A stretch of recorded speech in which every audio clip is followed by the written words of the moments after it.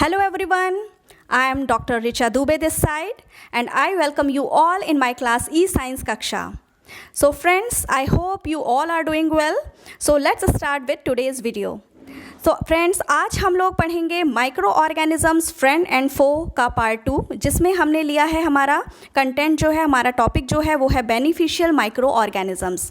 मतलब कि जो सूक्ष्म जीव हैं, माइक्रो ऑर्गेनिजम्स हैं, वो हमारे लिए किस तरीके से लाभदायक हैं और हमारे जीवन में उनका क्या क्या बेनिफिट है, आज हम उनको डिस्कस करेंगे।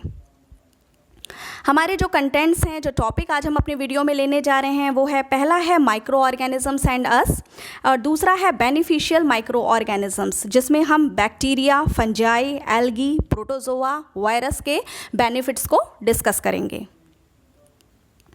Now micro organisms and us. So friends, जो सूक्ष्म जीव हैं, जो माइक्रो ऑर्गेनिज्म हैं, वो हमारे लाइफ में अदर लिविंग ऑर्गेनिजम्स के, अलग अलग जीवों के, अन्य जीवों के लाइफ में बहुत ही इंपॉर्टेंट रोल प्ले करते हैं।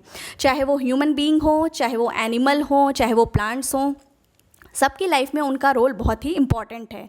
और उनका रोल इम्पॉर्टेंट इस तरीके से है कि वो हमारे लिए लाभदायक भी हैं, मतलब बेनिफिशियल भी हैं, और हार्मफुल और हानिकारक भी हैं। तो आज हम इसमें वीडियो में जो है हम बेनिफिशियल माइक्रो ऑर्गेनिजम्स को डिस्कस करने जा रहे हैं। तो पहला हमारा जो माइक्रो ऑर्गेनिज्म है वो है बैक्टीरिया, मतलब कि जीवाणु। तो पहले हम देखते हैं कि बैक्टीरिया जो है वह फूड आइटम्स के प्रिपरेशन में बहुत ही हेल्पफुल है। जैसे कि हमारा दही है, चीज़ है, अचार है, उसमें बैक्टीरिया उनके प्रिपरेशन में बहुत ही इंपॉर्टेंट रोल प्ले करता है। और जो लैक्टोबैसिलस बैक्टीरिया है वह मिल्क में मल्टीप्लाई होता है, दूध में मल्टीप्लाई होता है, बढ़ता है और मिल्क को, दूध को कर्ड में यानी कि दही में कन्वर्ट करता है। तो जो रिस्पॉन्सिबल बैक्टीरिया है वो है लैक्टोबैसिलस बैक्टीरिया। और साथ ही ये बेकिंग इंडस्ट्रीज़ में भी बहुत हेल्पफुल है। मतलब कि जो भी आपके ब्रेड हैं, पेस्ट्रीज़ हैं, केक्स हैं, उसमें भी बैक्टीरिया उनके प्रिपरेशन में बहुत ही हेल्प करता है। Next point, preparation of beverages and alcohol. Beverages होते हैं हमारे न्यूट्रिशनल जो ड्रिंक्स हैं, और अल्कोहल हमारे बहुत जगह यूज़ होते हैं, जैसे है शराब में, मेडिसिन्स में, पेट्रोल में, यहाँ हर जगह अल्कोहल यूज़ होते हैं। तो इन दोनों चीज़ों के प्रिपरेशन में भी, इनको तैयार करने के लिए बैक्टीरिया बहुत ही इंपॉर्टेंट रोल प्ले करता है। जैसे कि जो बैक्टीरिया है वो अल्कोहल, वाइन और विनेगर, एसिटिक एसिड यानी कि जो हमारा होता है सिरका, उसमें भी, उसके प्रोडक्शन में भी बहुत ही हेल्पफुल है। और वह फ्रूट जूसेस या सीरियल से बनाया जाता है फर्मेंटेशन प्रोसेस के थ्रू। मतलब कि फर्मेंटेशन प्रोसेस होता है और फ्रूट जूसेस और सीरियल्स जो हैं उनके हेल्प से, जो अनाज हैं हमारे, उनके हेल्प से बैक्टीरिया जो है हमारा अल्कोहल का प्रोडक्शन करता है, वाइन का और सिरके का प्रोडक्शन करता है।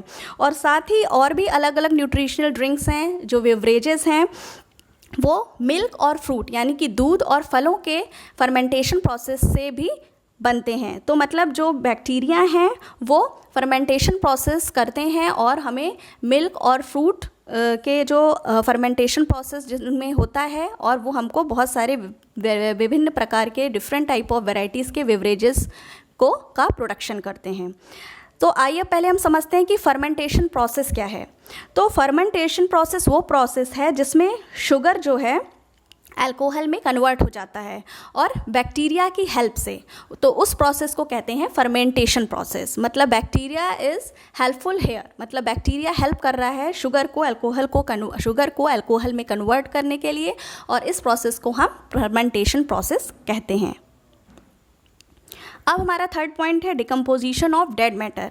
मतलब कि जो डेड मैटर हैं, जो डेड प्लांट्स हैं, एनिमल्स हैं, उनको डिकम्पोज करने में, उनको सिंपलर सब्सटेंसेस और यूज़फुल सब्सटेंसेस में बनाने में बैक्टीरिया बहुत ही हेल्प करता है।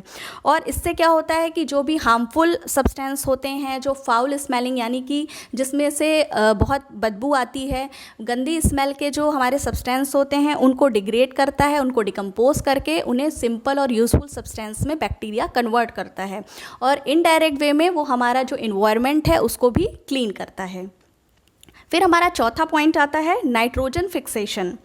तो हमारा इसमें भी बैक्टीरिया बहुत ही हेल्पफुल है हमारे लिए। जैसे हमारा राइजोबियम बैक्टीरिया है, ये बहुत ही इंपॉर्टेंट क्वेश्चन आप लोगों से हमेशा पूछा जाता है, इस पे ध्यान दीजिएगा। जो राइजोबियम बैक्टीरिया है वो लेग्यूमिनस जो प्लांट्स होते हैं, मतलब जैसे हमारा हो गया ग्राम पी, मतलब आपका चना और इस राजमा, और आपका जो भी इस तरीके से लेग्यूमिनस जो प्लांट्स होते हैं उनके रूट नोड्यूल्स में राइजोबियम बैक्टीरिया प्रेजेंट होता है। और वो इन्वायरमेंट से, जो हमारा नेचर है, जो इन्वायरमेंट है, वहाँ से वो नाइट्रोजन को लेके उनके रूट नोड्यूल्स में नाइट्रोजन को फिक्स करता है और इस तरीके से ऐसे प्लांट्स की ग्रोथ में हेल्प करता है। साथ ही जो एजोटोबैक्टर और क्लोस्ट्रीडियम बैक्टीरिया है वो सॉइल में प्रेजेंट होता है और वहाँ सॉइल में ही वो एटमॉस्फेयर से नाइट्रोजन लेके फिक्स करता है। तो इस तरीके से क्या होता है कि ये दोनों जो बैक्टीरिया हैं, एजोटोबैक्टर और क्लोस्ट्रीडियम, ये सॉइल में नाइट्रोजन को फिक्स करते हैं और जो है सॉइल की फर्टिलिटी, सॉइल की जो उत्पादन करने की क्षमता है उसको बढ़ाते हैं और इससे क्या होता है, जो भी प्लांट्स इस सॉइल में लगाए जाते हैं उसकी ग्रोथ बहुत ही अच्छी होती है। नेक्स्ट आता है हमारा प्रोडक्शन ऑफ एंटीबायोटिक्स। तो पहले हम समझेंगे कि एंटीबायोटिक्स है क्या। तो एंटीबायोटिक्स वो मेडिसिन्स हैं, वो दवाइयाँ हैं जो भी माइक्रो ऑर्गेनिजम्स, जो डिजीज़ कॉजिंग माइक्रो ऑर्गेनिजम्स हैं, मतलब जो रोग पैदा करने वाले सूक्ष्म जीव हैं, उनको या तो मार देता है या उनकी जो ग्रोथ है उसको स्टॉप करता है। तो इस तरीके के जो मेडिसिन होते हैं उसको हम एंटीबायोटिक्स बोलते हैं। तो फंजाई से जो एंटीबायोटिक्स प्रोड्यूस किए जाते हैं, क्योंकि फंजाई एक माइक्रो ऑर्गेनिज्म है, तो उससे जो एंटीबायोटिक प्रोड्यूस किए जाते हैं वो हैं पेनिसिलिन, सेफेलोस्पोरिन। और बैक्टीरिया से जो एंटीबायोटिक्स प्रोड्यूस किए जाते हैं वो है स्ट्रेप्टोमाइसिन, टेट्रासाइक्लिन, एरिथ्रोमाइसिन। ये कुछ एग्जाम्पल्स हैं। और जो एंटीबायोटिक्स का रोल एक ये भी इम्पॉर्टेंट है कि जो पोल्ट्री मतलब जो मुर्गे होते हैं, जो मुर्गे हैं, चिक्स हैं, उनको पोल्ट्री कहा जाता है। तो उन जो पोल्ट्री के जो खाने में जो एंटीबायोटिक्स को दिया जाता है जिससे कि उनको डिजीज़ जल्दी ना लगे और उनकी जो ग्रोथ है वो अच्छी हो सके। और साथ ही जो हमारे लाइव स्टॉक हैं, मतलब कि कैटल है, शीप है, पिग है, गोट है, ये लाइव स्टॉक के माइक्रोबियल इन्फेक्शन को भी चेक करने में ही एंटीबायोटिक्स को यूज़ किया जाता है, जो कि फंजाई और बैक्टीरिया से बनते हैं। और साथ ही एंटीबायोटिक्स का एक रोल ये भी है कि जितने भी प्लांट डिजीज़ेस हैं उनको भी कंट्रोल करने में ये बहुत ही हेल्पफुल होता है। नेक्स्ट आते हैं हम बायोगैस प्रोडक्शन। जो हमारा माइक्रो ऑर्गेनिज्म बैक्टीरिया है उसका एक रोल ये भी है कि जो बायोगैस है वो जो एनिमल और प्लांट के जो वेस्ट हैं उसमें एनएरोबिक कंडीशन में, मतलब एनएरोबिक कंडीशन क्या होती है, जहाँ पे लैक ऑफ ऑक्सीजन, मतलब ऑक्सीजन की कमी होती है, ऑक्सीजन नहीं होता, तो उन कंडीशंस में जो है ये एनिमल और प्लांट के वेस्ट को डिकम्पोज करते हैं। इसमें माइक्रोबियल डिकम्पोजिशन होता है, मतलब इसमें जो माइक्रो ऑर्गेनिज्म है वो रिस्पॉन्सिबल होता है प्लांट और एनिमल के वेस्ट को डिकम्पोज करने में अंडर एनएरोबिक कंडीशंस में। तो उससे क्या होता है कि बायोगैस का प्रोडक्शन होता है, जो कि मीथेन गैस में बहुत ही रिच होती है, मतलब इसमें मीथेन गैस बहुत ही रिच अमाउंट में पाया जाता है। और उस बायोगैस का यूज़ क्या है कि वो हीट प्रोड्यूस करता है और साथ ही जो हमारे कुकिंग पर्पज़ है, हमारा खाना बनाने में, एक अदर पर्पजेज़ में, जैसे कि इलेक्ट्रिसिटी है और व्हीकल फ्यूल है, मतलब कि जो हमारे वाहन का ईंधन है उसमें इसका यूज़ किया जाता है। और साथ ही इसका जो वेस्ट मटेरियल बचता है, जो रेसिड्यू बचता है, उसे हम मैन्योर मतलब खाद की तरीके से भी यूज़ करते हैं। नेक्स्ट आता है हमारा retting of jute and flax. Retting means होता है सड़ना। तो जो जूट तो आप सभी लोग जानते हैं, फ्लैक्स होता है, आपने गाँव में भी देखा होगा, जिसको हम आम भाषा में सन कहते हैं, वो उसका पौधा होता है, सन का पौधा। तो इसमें क्या होता है, जो हमारे बैक्टीरिया हैं, एक्रोमोबैक्टर और क्लोस्ट्रीडियम बैक्टीरिया हैं, वो क्या करते हैं कि जो जूट और फ्लैक्स के स्टेम होते हैं उसमें क्या करते हैं, उसको सड़ाया जाता है, वो सड़ते हैं। तो जो टिश्यू होते हैं उसकी स्टेम में वो स्पॉइल हो जाते हैं, वो सड़ के ख़त्म हो जाते हैं। और जो फाइबर उस स्टेम से अटैच्ड होता है उसको निकाल के और उससे फिर रस्सी बनाई जाती है, उससे रोप्स बनाए जाते हैं। तो उसमें जो एक्रोमोबैक्टर और क्लोस्ट्रीडियम बैक्टीरिया है वो इसमें हेल्प करते हैं। नेक्स्ट आता है हमारा टैनिंग ऑफ लेदर, मतलब कि चमड़े को उसको अच्छे आकार में देना, अच्छे रूप में देना, शाइनिंग करना। तो ये सब जो प्रोसेसिंग है वो टैनिंग कहलाती है, जो वो यूजेबल फॉर्म में उसको कन्वर्ट करते हैं। तो जो हमारा बैसिलस और एस्परगिलस बैक्टीरिया है वो हेल्प करता है कि जो खाल होती है जानवरों की उसमें से डीहेयरिंग करना, मतलब कि उसमें से बाल को निकालना और उसको यूजेबल फॉर्म में चमड़े को कन्वर्ट करना। तो ये बैक्टीरिया के ही हेल्प से होता है। और इसमें सबसे पहले क्या होता है कि इस टैनिंग प्रोसेस से पहले क्या किया जाता है, सोकिंग की जाती है, मतलब कि जो खाल है उसको पानी में भिगोया जाता है। फिर उसके बाद उसमें से डीहेयरिंग मतलब कि बाल को निकाला जाता है। फिर बैटिंग मतलब कि जो प्रोटीएज एंजाइम है वो अनवांटेड प्रोटीन्स को उस खाल में से, उस स्किन में से निकालते हैं। और फिर होती है डीग्रीजिंग, मतलब कि जो भी फैट टिश्यूज़ हैं उसमें जो भी स्लिपरी सब्सटेंस प्रेजेंट है उसके स्किन में, उसको निकालने में हेल्प करते हैं बैक्टीरिया। तो ये इस तरीके से लेदर की टैनिंग होती है। फिर आता है हमारा curing of T and tobacco leaves. तो क्योरिंग मतलब कि एक प्रोसेसिंग है, इसमें हम फर्मेंटेशन प्रोसेस के थ्रू करते हैं। और इसमें क्या होता है कि जो भी टी और मतलब कि टी मतलब हमारी चाय की पत्तियां हैं, या टोबैको मतलब तंबाकू के पत्ते हैं, उसमें से जो कड़वापन है, बिटरनेस है, उसको निकालने में हेल्प करता है। और साथ ही एरोमा मतलब उस और फ्लेवर मतलब कि उसकी महक को और उसमें टेस्ट देने के लिए इसमें बैक्टीरिया का यूज़ किया जाता है इस तरीके से। तो इसको क्योरिंग प्रोसेस कहते हैं और वो बैसिलस बैक्टीरिया के हेल्प से किया जाता है। फिर हम अपने नेक्स्ट उसमें आते हैं, इसका नेक्स्ट बेनिफिट है digestion of food in the digestive tract. तो इसमें क्या होता है कि जो कुछ फ्रेंडली बैक्टीरिया होते हैं जैसे बैक्टीरियोइड्स, लैक्टोबैसिलस, यूबैक्टीरियम, ये हमारे माउथ कैविटी में, हमारे इंटेस्टाइन मतलब आंतों में और कोलन यहाँ प्रेजेंट होते हैं और ये हमारे लिए बहुत ही फ्रेंडली होते हैं, हमारी किसी न किसी तरीके से हेल्प करते हैं। साथ ही ये हर्बीवोरस एनिमल्स मतलब रूमिनेंट्स में भी प्रेजेंट होते हैं। रूमिनेंट्स कौन होते हैं, जो ऐसे हमारा काव है, बफेलो है, गोट है, शीप है, ये रूमिनेंट्स हैं। और मैं आपको एक चीज़ ये भी बताना चाहूँगी कि जो रूमिनेंट्स होते हैं उनके स्टमक में 4 चैम्बर्स होते हैं।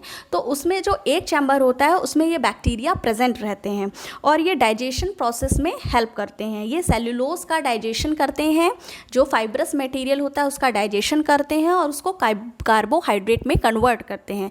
और वो कार्बोहाइड्रेट एनिमल के ग्रोथ के लिए बहुत ही अच्छा होता है और वो एंजाइम सेल्यूलेज का प्रोडक्शन साथ में करते हैं। और साथ ही इससे क्या होता है कि जो डाइजेशन ऑफ फूड में ये हेल्प करते हैं, किस तरीके से हेल्प करते हैं, वो वाइटामिन्स को प्रोड्यूस करके हेल्प करते हैं। साथ ही इम्यूनो सिस्टम को डेवलप करते हैं जिससे कि वो बहुत अच्छे से ग्रोथ कर पाए और जितने भी तरीके के डिजीज़ हैं उससे फ्री रहे। और साथ ही जो भी डिजीज़ कॉजिंग बैक्टीरिया है जो कि इंटेस्टाइन मतलब आंत से में हैं, उससे वो प्रिवेंशन करता है, मतलब कि रोकथाम करता है। अब हम नेक्स्ट आते हैं वैक्सीन्स। तो वैक्सीन्स जो होती है मतलब कि टीका, जिन्हें हम आम भाषा में टीका कहते हैं, जो ओरली और इंजेक्शन के थ्रू बच्चों को या बड़ों को भी दिया जाता है जब उनको कोई भी प्रॉब्लम होती है, डिजीज़ होता है। तो वैक्सीन्स जो होते हैं वो भी माइक्रोब से ही बनाए जाते हैं, मतलब कि जो हमारा बैक्टीरिया है, वायरस हैं, इन सारे माइक्रो ऑर्गेनिज्म से ये वैक्सीन या टीका को बनाया जाता है, जिससे कि जितने भी एनिमल्स में, प्लांट्स में या ह्यूमन बींग्स में जो भी डिजीज़ होती हैं उससे वो हमारा प्रोटेक्शन करता है। बहुत सारी जो वैक्सीन्स जो हमारे ह्यूमन डिजीज़ जो होते हैं उसमें उसके लिए बनाई जाती हैं, जैसे कि है कॉलरा, टाइफाइड, ट्यूबरकुलोसिस, ये सब जो है वैक्सीन्स जो है इन रोगों के लिए बनाई जाती हैं, जो कि बैक्टीरिया के हेल्प से ये वैक्सीन्स बनती हैं। और इस तरीके के जो ह्यूमन डिजीज़ेज़ हैं, कॉलरा, टाइफाइड, ट्यूबरकुलोसिस, उसमें ये हेल्प करती हैं। और साथ में ये भी बात बहुत इंपॉर्टेंट है कि जो वैक्सीन है वो सबसे पहले डिस्कवर की थी एडवर्ड जेनर ने, और वो भी स्मॉल पॉक्स जो कि एक डिजीज़ था, एक वायरल डिजीज़ था, इन द ईयर 1798 में सबसे पहले स्मॉल पॉक्स डिजीज़ के लिए एडवर्ड जेनर ने वैक्सीन को डिस्कवर किया था। और स्मॉल पॉक्स के जो सिम्टम्स होते हैं, इसमें क्या होता है, जो ह्यूमन बींग है उसके शरीर में रैशेस हो जाते हैं, निशान पड़ जाते हैं, छोटे छोटे दाने, स्मॉल ब्लिस्टर्स हो जाते हैं, इरिटेशन होती है, fever, headache, loss of apatite, fatigue मतलब थकान। तो ये सब जो चीज़ें हैं ये स्मॉल पॉक्स के सिम्टम्स होते हैं जो कि ह्यूमन बींग्स में देखे जाते हैं। फिर आता है हमारा vaccine production and protection mechanism, मतलब कि किस तरीके से टीका का प्रोडक्शन होता है, उत्पादन होता है, और वो किस तरीके से हमारा बचाव करता है। तो आइए हम इसको देखते हैं। तो माइक्रोब्स को किल करके या उसके रोग पैदा करने की क्षमता को कम करके टीका बनाया जाता है, जिसको हम वैक्सीन कहते हैं। और ये जो वैक्सीन होती है उसको हम या तो ओरली देते हैं, मतलब कि जैसे हमारी पोलियो ड्रॉप्स हैं हम उसे ओरली देते हैं बच्चों को, और या इंजेक्शन के थ्रू भी हम बहुत सारे डिजीज़ेस को प्रिवेंशन करने के लिए हम जो है वैक्सीन को देते हैं, और इस प्रोसेस को वैक्सीनेशन कहा जाता है।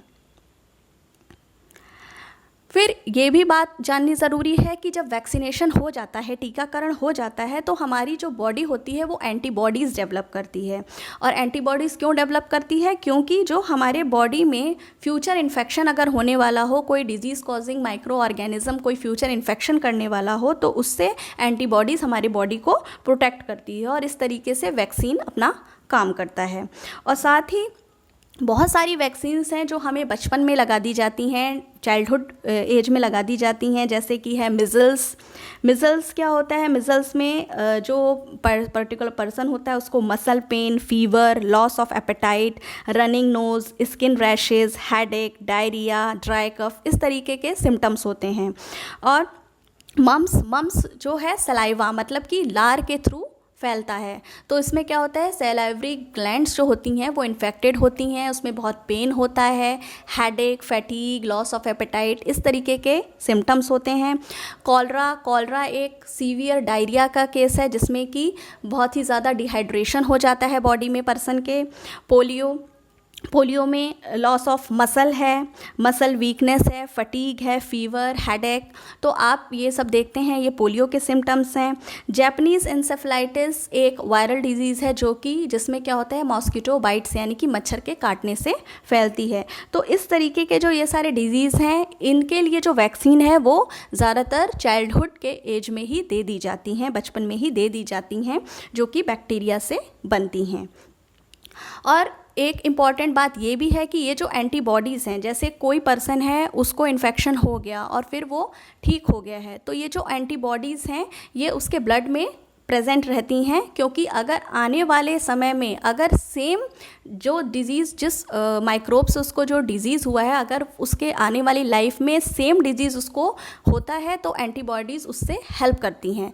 मतलब कि उसको सेम डिज़ीज़ ही होना चाहिए, तभी एंटीबॉडीज़ उसके बॉडी में हेल्प करेंगी। अगर उसको कोई दूसरा रोग होगा, कोई दूसरी प्रॉब्लम शरीर में होगी, तो वो एंटीबॉडीज़ जो ब्लड में प्रेजेंट हैं, जो प्रोटेक्शन के लिए बनी हुई हैं, वो हेल्प नहीं करेंगी। लेकिन अगर 5 साल पहले उसको कोई प्रॉब्लम हुई है, कोई डिज़ीज़ हुई है, और वो 5 साल बाद रिपीट होती है, तभी एंटीबॉडीज़ उसको उसके साथ डिज़ीज़ के साथ फाइट करेंगी और जो है प्रिवेंशन करेंगी, प्रोटेक्ट करेंगी हमारी बॉडी को। हमने अभी बैक्टीरिया के बेनिफिट्स पढ़े कि फूड आइटम्स और tanning of leather, curing of tea leaves, इन सब जगह बहुत सारी जगह हैं बैक्टीरिया ने क्या क्या हेल्प करते हैं हमारे प्लांट्स में, एनिमल्स में, ह्यूमन बींग्स के लाइफ में। अब हम पढ़ेंगे नेक्स्ट ऑर्गेनिज्म यानी कि फंजाई के बारे में। तो हम देखते हैं कि फंजाई किस किस तरीके से हमारी हेल्प करती है, उसके क्या क्या इम्पॉर्टेंट रोल हैं। अब जो ईस्ट है, ईस्ट एक फंजाई है, एक फंगस है जो कि केक्स, पेस्ट्रीज, ब्रेड, इन सब चीज़ों में इसका यूज़ होता है। और जो ईस्ट है वो एनारोबिक रेस्पायरेशन यानी कि फर्मेंटेशन प्रोसेस करता है, और क्या करता है कि जो शुगर होती है उसको अल्कोहल में कन्वर्ट करता है और कार्बन डाइऑक्साइड रिलीज़ करता है। और जो हम देखते हैं हमारा जो डॉ है, मतलब हमारा जो गुथा हुआ मटेरियल है, आटा है या मैदा है या कुछ भी है, हमारा जो मैटर है उसमें खमीर उठती है। तो वो जो खमीर है, जो हम कहते हैं कि उसका वॉल्यूम बढ़ जाता है, उसका साइज़ बढ़ जाता है, जो खमीर उठती है वो इसी कार्बन डाइऑक्साइड गैस के हेल्प से ही उठती है। तो इससे क्या होता है कि हम लोग bread, pastries, cakes, dhokla, idli, इस तरीके की चीज़ों को प्रिपेयर कर सकते हैं। और साथ ही जो ईस्ट है वो अल्कोहल और वाइन के प्रोडक्शन में भी, इसके उत्पादन में भी हेल्प करती है। और जो पेंसिलियम जो फंजाई है वो चीज़ के प्रिपरेशन में हेल्प करती है। साथ ही जो ईस्ट है वो विटामिन बी कॉम्प्लेक्स का बहुत ही अच्छा सोर्स है, तो ये हमारे लिए बहुत ही हेल्पफुल है। साथ ही बहुत सारे ऑर्गेनिक एसिड्स हैं जो जैसे कि सिट्रिक एसिड है, लैक्टिक एसिड है, ऑक्सैलिक एसिड है, जो हमारे फूड आइटम्स में यूज़ किए जाते हैं या जो हमारे बहुत सारे केमिस्ट्री के इन्वेंशंस में यूज़ किए जाते हैं, केमिस्ट्री के डिस्कवरीज़ में यूज़ किए जाते हैं, वो फंजाई से ही बनते हैं। साथ ही बहुत सारे मशरूम्स हैं जैसे अगैरिकस है, मॉर्चेला है, वो फूड की तरीके से भी खाया जाता है। और जो पेनिसिलिन है और सिफेलोस्पोरिन है वो एंटीबायोटिक्स जो ये हैं, ये जो मेडिसिन्स हैं, ये भी फंजाई के हेल्प से ही उत्पादन किए जाता है, मतलब ये उसके हेल्प से ही प्रोड्यूस होते हैं। अब हम आते हैं नेक्स्ट माइक्रो ऑर्गेनिज्म जो कि है एल्गी। आइए एल्गी के बारे में जानते हैं। जो हमारी ब्लू ग्रीन एल्गी है, जो कि जिसका एग्जांपल है नॉस्टॉक, एनाबीना, जो ब्लू ग्रीन एल्गी है, इनमें एबिलिटी होती है कि एटमॉस्फेयर से जो है नाइट्रोजन को लेके फिक्स करते हैं सॉइल में, और इससे क्या होता है कि हमारे सॉइल को ये नाइट्रोजन रिच बनाते हैं और सॉइल को बहुत ही फर्टाइल कर देते हैं। साथ ही कुछ कुछ एल्गी ऐसी होती हैं जो फिश उसको फूड की तरीके से लेती है, और जितने भी एक्वेटिक एनिमल्स होते हैं, जो पानी के अंदर रहने वाले एनिमल्स हैं, वो भी एल्गी को फूड के तरीके से लेते हैं। साथ ही जो ग्रीन और ब्राउन एल्गी है, ग्रीन एंड ब्राउन एल्गी जो होती है वो बहुत सारी कंट्रीज़ में उसको फूड की तरीके से खाया जाता है। और जो ब्राउन एल्गी है, जो स्पेशली जो कैल्प है, कैल्प्स एक ब्राउन एल्गी है, वो बहुत ही अच्छा सोर्स है आयोडीन के लिए, सोडियम के लिए, पोटेशियम के लिए, जो कि उसको फूड के तरीके से लिया जाता है और वो हमारे बॉडी के ग्रोथ के लिए बहुत ही अच्छा होता है। अब हम नेक्स्ट एल्गी के पार्ट में आते हैं। सीवीड्स जैसे लेमिनारिया है, वो शीप और कैटल, मतलब ये जो हमारे लाइव स्टॉक हैं जैसे गाय है, भैंस है, गोट है, शीप है, भेड़ मतलब कि जिसे हम कहते हैं, उसके चारे में भी इसको यूज़ किया जाता है, तो ये उनके भोजन में उनको दिया जाता है। जो रेड एल्गी है, अगर एक रेड एल्गी है, वो जेलीज़ को बनाने में बहुत अच्छे से काम आती है, और साथ ही जो कॉस्मेटिक्स है, जो कि क्रीम है, पाउडर है, लिपस्टिक्स हैं, जो कॉस्मेटिक्स हैं, उसमें इसका यूज़ होता है। एल्जिन एक ब्राउन एल्गी है जो कि आइसक्रीम को बनाने में, प्रिपेयर करने में हेल्प करती है। और डायटम्स एक गोल्डन ब्राउन एल्गी है, गोल्डन ब्राउन एल्गी है ये डायटम्स, जो कि सिलिका में रिच है, और सिलिका में रिच होने की वजह से ये ग्लासेस बनाने में, चूड़ियाँ जो बैंगल्स होती हैं उसके प्रोडक्शन में हेल्प करते हैं। फिल्टर्स हैं, और जो पोर्सलेन डिशेस हैं, जो प्लेट्स होती हैं, पोर्सलेन डिशेस होती हैं, उसके प्रोडक्शन में भी ये डायटम्स जो कि ये गोल्डन ब्राउन एल्गी है वो हेल्प करता है। अब हम आते हैं हमारे नेक्स्ट प्रोटोजोआ में। प्रोटोजोआ हमारा एक माइक्रो ऑर्गेनिज्म है। आइए जानते हैं कि वो क्या क्या बेनिफिट हमारी लाइफ में हमको देता है, उसके क्या क्या लाभ हैं। तो सबसे पहले जो प्रोटोजोआ होता है वो एक एक्वेटिक फूड चेन में एक इम्पॉर्टेंट लिंक है।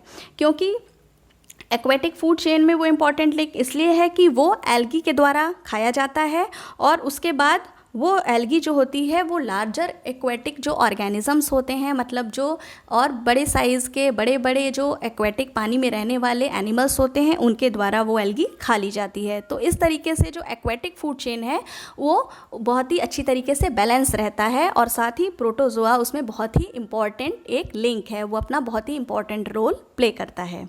साथ ही जो प्रोटोजोआ है, प्रोटोजोआ जो है रूमिनेंट्स, मैंने आपको बताया था कि जैसे कैटल है, गोट है, जो रूमिनेंट्स हैं उनके ये गट में प्रेजेंट होता है, और सेल्यूलोज के डाइजेशन में हेल्प करता है, सेल्यूलोज को पचाने में हेल्प करता है। और मतलब गट मतलब आंत, तो ये रूमिनेंट्स के आंतों में प्रेजेंट होता है, और सेल्यूलोज को डाइजेशन में ये प्रोटोजोआ हेल्प करता है। नेक्स्ट है कि ये दे एक्सक्रीट नाइट्रोजन एंड फॉस्फोरस, ये नाइट्रोजन और फॉस्फोरस को निकालते हैं, किस फॉर्म में, एमोनिया और ऑर्थोफॉस्फेट के फॉर्म में। ये मिट्टी के अंदर नाइट्रोजन और फॉस्फोरस को इन फॉर्म में निकालते हैं, और इससे क्या होता है, जो प्लांट की ग्रोथ होती है वो बहुत ही अच्छी बढ़ जाती है। अब हमारा लास्ट है वायरसेस। तो हम ये जानेंगे, अभी हमने एल्गी, फंजाई, बैक्टीरिया, प्रोटोजोआ, अपने इन माइक्रो ऑर्गेनिज्म के बेनिफिट्स को समझा। अब आइए हम समझते हैं लास्ट माइक्रो ऑर्गेनिज्म वायरसेस का क्या बेनिफिट है हमारी लाइफ में। तो सबसे इम्पॉर्टेंट बेनिफिट है वायरसेस का कि ये वैक्सीन प्रोड्यूस करते हैं, ये टीके का प्रोडक्शन करते हैं, उसका उत्पादन करते हैं। जैसे कि जो रोग हैं, जैसे कि पोलियो है, स्मॉल पॉक्स है, चिकन पॉक्स है, मिजल्स हैं, रेबीज़ हैं, इन चीज़ों में, ये टिटनेस हैं, इन सब चीज़ों में जो वायरसेस हैं वो वैक्सीन के प्रोडक्शन में हेल्प करते हैं और इस तरीके के डिजीज़ेस का प्रिवेंशन करते हैं, रोकथाम करते हैं। साथ ही जो वायरसेस हैं वो बैक्टीरिया को भी खा जाते हैं, मतलब को बैक्टीरिया को इन्फेक्ट कर देते हैं, जिनको कि बैक्टीरियोफेजेस कहा जाता है। Bacteriophages are those virus which infecting bacteria. तो ये जो है इस तरीके से जो बैक्टीरियोफेज हैं वो एक टाइप का वायरस है और इसका लिटरल मीनिंग है बैक्टीरिया ईटर, मतलब कि इस तरीके का वायरस है जो बैक्टीरिया को, जो हार्मफुल बैक्टीरिया हैं उनको खा जाता है। और इस तरीके से ये जो है ह्यूमन बींग्स की बॉडी में बहुत ही हेल्प करता है, किसी रोग को बढ़ने में, उसको रोग को बढ़ने नहीं देता और उसकी रोकथाम करता है। ये बैक्टीरिया ईटर इसलिए कहे जाते हैं क्योंकि ये अपने होस्ट सेल को डिस्ट्रॉय कर देते हैं। तो इस तरीके से जो वायरस है वह वैक्सीन प्रोडक्शन में और बैक्टीरिया को ईट करने में, बैक्टीरिया को, जो हार्मफुल बैक्टीरिया हैं उनको, उनसे हमको बचाने में हेल्प करता है। तो फ्रेंड्स, आज हमने पार्ट 2 में बेनिफिशियल माइक्रो ऑर्गेनिजम्स को बहुत ही डीपली पढ़ा। तो थैंक यू सो मच। और अगर आपको मेरा वीडियो पसंद आया है तो प्लीज़ उसको लाइक करिए, शेयर करिए और जो मेरे न्यू व्यूअर्स हैं उसको सब्सक्राइब करना मत भूलिए। और सब्सक्राइब के बगल में जो बेल आइकन है प्लीज़ उसको जो है प्रेस करना मत भूलिए, जिससे जो भी मेरे आने वाले अगले वीडियोज़ हैं उसके नोटिफिकेशंस आपको ईज़िली मिलते रहें। तो आई होप आपको मेरा वीडियो पसंद आया होगा। और अगर आपको जो भी आपके क्वेरीज़ हैं प्लीज़ आप मेरे ईमेल पे मुझको मेल कर सकते हैं, दैट इज़ richaikaksha@gmail.com। और आप अपने व्यूज़ भी मेरे कमेंट बॉक्स में मुझे दे सकते हैं and I welcome all the views. So thank you so much.